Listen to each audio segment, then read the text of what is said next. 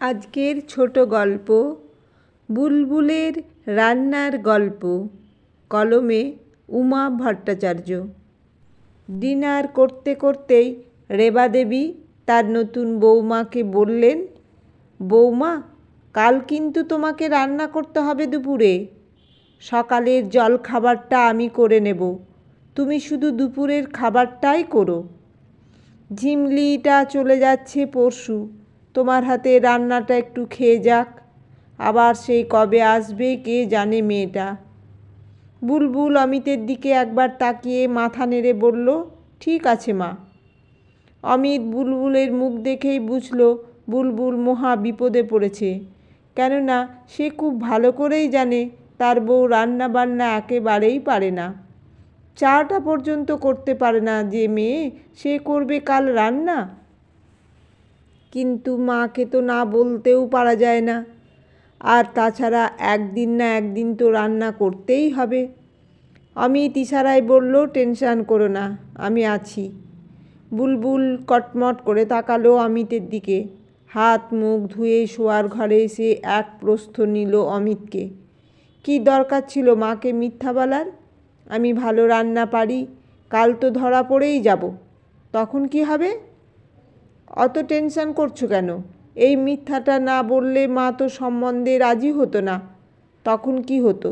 তোমার অন্য কারো সাথে বিয়ে হয়ে যেত, আমি দেবদাস হয়ে পথে পথে ঘুরে বেড়াতাম। বলে অমিত হাসতে লাগলো। রান্না শিখতে আর কদিন লাগবে? তোমাকে তো পেলাম, কাল আমি খাবার কিনে আনবো, তুমি শুধু ভাতটা করো। বুলবুল কাঁদো কাঁদো গলায় বলল, ভাতটাও তো রাঁধতে পারি না, তবে ডাল সিদ্ধ পারি। অমিত বলল, আচ্ছা তাই করো, এখন এই নিয়ে আর চিন্তা করো না, লাইট অফ করে দাও। পরদিন দুপুরে খেতে বসলে ঝিমলি বলল, এ মা, বৌদি, তুমি ডালে ফোড়ন দাওনি? আমি তো সিদ্ধ ডাল খেতে পারি না। বুলবুল আমতা করে বলল, আসলে কি হয়েছে জানো তো, তোমার দাদা বলছিল ফোড়ন দিও না, আজ একটু হালকা ডাল খায়, তাই। আর ঠিক আছে, কাল দিয়ে দেবো দেখো, আজ একটু কষ্ট করে খেয়ে নাও, আর না হলে তুমি মাছের ঝোলটা দিয়ে খাও, আমি নিয়ে আসছি।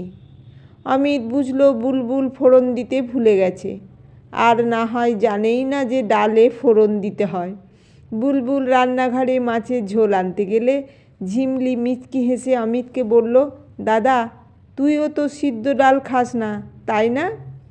অমিতের ঝটপট উত্তর, হ্যাঁ, আমি সিদ্ধ ডাল খাই না, সে তোর বৌদিও জানে, কিন্তু এক নাগারে মশলাদার খাবার খেয়েছি এতদিন, তাই আজ একটু সিদ্ধ ডাল করতে বলেছি। তা একদিন না হয় সিদ্ধ ডাল দিয়েই ভাত খেলি, তো কী হয়েছে? আলু ভাজাটা দেখ কি দারুণ বানিয়েছে তোর বৌদি। ঝিমলি অমিতের দিকে তাকিয়ে মুচকি হেসে খাওয়াতে মন দিল।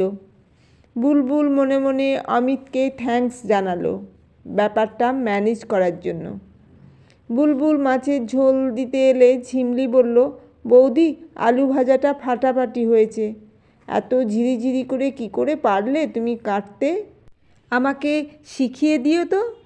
বুলবুল আস্তে করে বলল, আগে তো আমি শিখি, তারপর আমি করেছি নাকি ছাই? আলু ভাজা মুখে তুলতে তুলতে ঝিমলি বলল, কিছু বললে বৌদি? ঝিমলি অপ্রস্তুত হয়ে, না না, কই কিছু না তো, মাছের ঝোল দিই। মাছের ঝোল পাতে দিতেই ঝিমলি অবাক হয়ে বলল, মাছ কোথায়? এ তো মাংস। বুলবুল দেখলো, তাই তো, এ তো মাংস। অমিতটা একবারও বলল না যে মাংস নিয়ে এসেছে। ঝিমলি চোখাচোখি হতেই বুলবুল ঝটপট উত্তর দেয়, দেখেছ, তাড়াহুড়ায় মাছ বলে ফেলেছি, বলে আর চোখে অমিতের দিকেই তাকায়, যেন দোষটা অমিতেরই। তাকে কেন বলেনি মাংস এনেছে? অমিত মনে মনে খুব খুশি বুলবুলের উপস্থিত বুদ্ধি দেখে। এদিকে ঝিমলি মাংসটা মুখে দিয়ে বলে, ও বৌদি, ফাটাফাটি বানিয়েছ, টেস্টটা পুরো বড় রাস্তার রঘুদার দোকানের মতো। বুলবুল মুচকি হেসে বলে, ওই ইউটিউব দেখে করেছি গো, ভালো লেগেছে তোমার? আর একটু দিই? না গো, এখন আর দিও না। ঝিমলি খেতে খেতে উত্তর দেয়, আচ্ছা তাহলে রাতে রুটি দিয়ে খেও। ঝিমলি বলে, না বৌদি, রাতে আর মাংস খাবো না, ওই ডাল আর আলু ভাজা দিয়েই ভাত খেয়ে নেব। আচ্ছা ঠিক আছে, তাই খেও। এখন এই চাটনিটা খেয়ে দেখো তো, পেঁপে দিয়ে করেছি। অমিত ইশারা করে বলে, পেঁপে না, পাইনঅ্যাপেল। বুলবুল হাসতে হাসতে বলে, পাইনঅ্যাপেল একটুখানি ছিল, পেঁপেই তো বেশি, তাই আমি এটাকে পেঁপের চাটনি বলবো। হ্যাঁ। ডিনার সেরে ঘরে এসে অমিত একটু রেগেই বলল, তুমি কি খাবারগুলো একটুও খুলেও দেখোনি বুলবুল?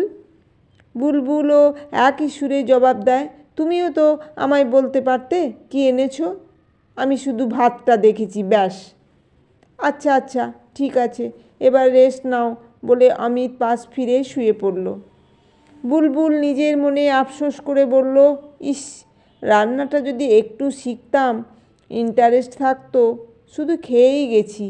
মা ঠিকই বলতো, শ্বশুরবাড়ি গিয়ে অসুবিধায় পড়বি। অমিতটাও রেগে গেল, দূর, ভাল লাগে না।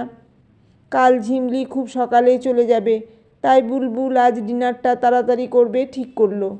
তাই একটু ঘুমিয়ে উঠে চুল বেঁধে ফ্রেশ হয়ে নিয়ে সন্ধ্যা দিয়ে রান্নাঘরের দিকে গেল। গিয়ে দেখলো ঝিমলি চা করছে।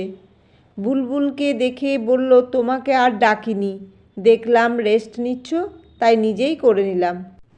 আর কাল থেকে তো তুমিই চা করে দেবে ওদের। এই নাও তোমার কাপ, দাদা আর মাকে আমি দিয়ে আসছি।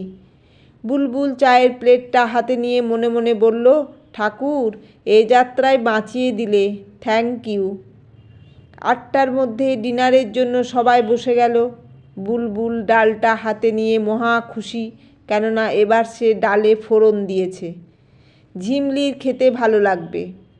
যেই না সবেমাত্র ঝিমলিকে ডালের বাটিটা দিয়েছে, অমনি রেবাদেবী চিৎকার করে উঠলেন, এ কি বানিয়েছ বৌমা? দেখে তো ডাল মনে হচ্ছে, কিন্তু ডালে এগুলো কি?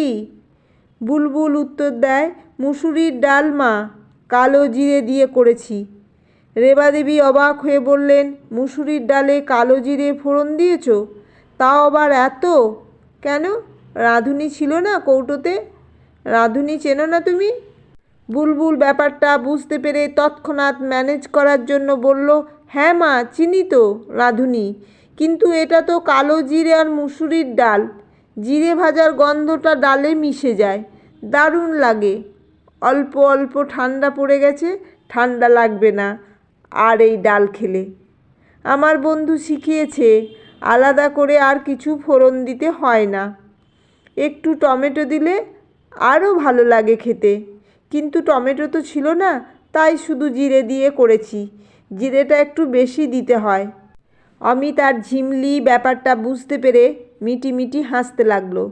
এক চুমুক ডাল মুখে নিয়ে ঝিলিক বলল, বৌদি, দারুণ বানিয়েছ। রেবাদেবী আর কিছু বললেন না, ভাবলেন সত্যিই হয়তো ডালটা এভাবে বানাতে হয়। আজকাল তো নিত্য নতুন এত রান্না বেরিয়েছে, অদ্ভুত অদ্ভুত নাম সেসব রান্নার। এই সব পুরনো স্মৃতিগুলো বুলবুলের চোখের সামনে ভেসে উঠছিল, আর বুলবুল আপন মনে হাসতে লাগলো। সোহিনীর খুব অবাক লাগলো, কোনো কারণ ছাড়া বুলবুলকে এভাবে হাসতে দেখে। গায়ে হাত দিয়ে বলল, মা, কি হয়েছে তোমার, হাসছো কেন? ওই দেখো, সবাই কেমন তোমার দিকে তাকিয়ে আছে, কি ভাবছো বলো তো? বুলবুল হাসতে হাসতে জবাব দিল, কিছু না রে, আমি ভাবছিলাম আমি কিছুই রান্না জানতাম না, তাই নতুন বিয়ে হয়ে এসে রান্না বান্না নিয়ে কত কাণ্ডই না ঘটিয়েছি। ওরা সবাই বুঝেও আমায় কোনো সময় কোনো দিন কিছু বলেনি। তোর ঠাম্মা নিজে হাতে আমাকে রান্না শেখানোর দায়িত্ব নিয়েছিল, কিছু পারতাম না বলে। আর আজ রান্নার কম্পিটিশানে প্রথম হয়ে প্রাইজ নিতে এসেছি। আমার না আরও বেশি হাসি পাচ্ছে এই ভেবে, দেখবি বাবা ঠাম্মা ওরা কেউই বিশ্বাসই করবে না দেখিস, বলে বুলবুল আবারও হাসতে লাগলো।